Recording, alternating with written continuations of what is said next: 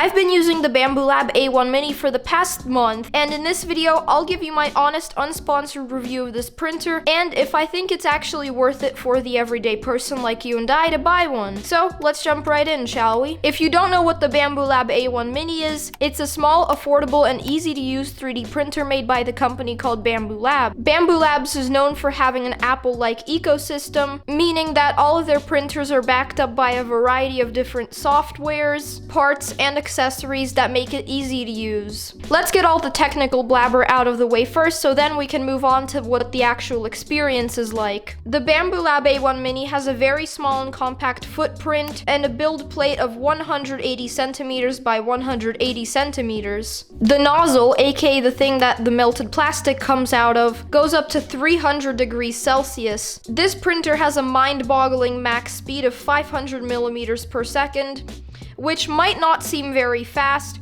but me coming from an Ender 3, that's blazing fast. It's also got features like auto bed leveling and different forms of calibration. Unboxing went very smooth, and by myself I was able to get this printer up and running in under 20 minutes. There were a couple zip ties and foam pieces that I had to take out and put some things on, like the spool holder. I also had to unscrew the bracket that was holding the Y-axes. The screws and hardware came very well packaged in multiple bags, and for a person who has trouble assembling IKEA furniture, this was very easy. The overall user experience is great. Bambu Studio, though at first it was a bit confusing, became really easy to use.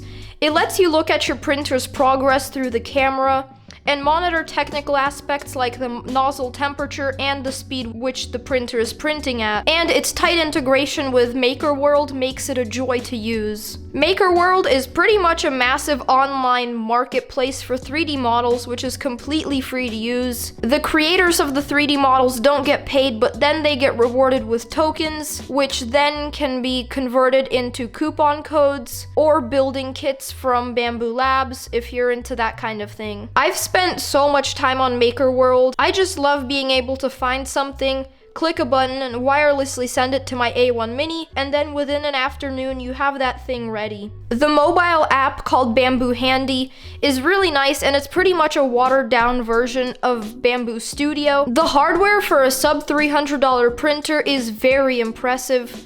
It has a clean and minimal look that blends in great with any environment. I was also really surprised that it had a camera, although it is a bit of a letdown compared to more high-end printers like the P2S X1C, but it's honestly nice that it even has one because it comes in very handy in a pinch when you're trying to check the progress of the thing you're 3D printing and don't actually have the ability to see the 3D printer in person. The printer is mostly made from plastic, which is totally acceptable for a sub $300 printer. Most of the moving parts are made from metal, as they should, which is nice, and the build plate is made of this very premium material with a texture. Out of the box, the A1 Mini comes with a 0.4mm nozzle, which can be swapped out for a 0.8mm nozzle or a 0.2mm nozzle for finer detail. Moving on to the pros, and this printer definitely has a lot, and the first pros definitely gotta be the price. The amount of performance that you're getting out of the sub $300 printer is actually awesome. It's extremely easy to use, fast, quiet, and can print really well. I also love how easy it is to find a print from MakerWorld, click a few buttons, and have it printing away. Additionally, I love fixing problems with this printer. For example, my desk drawer was very messy,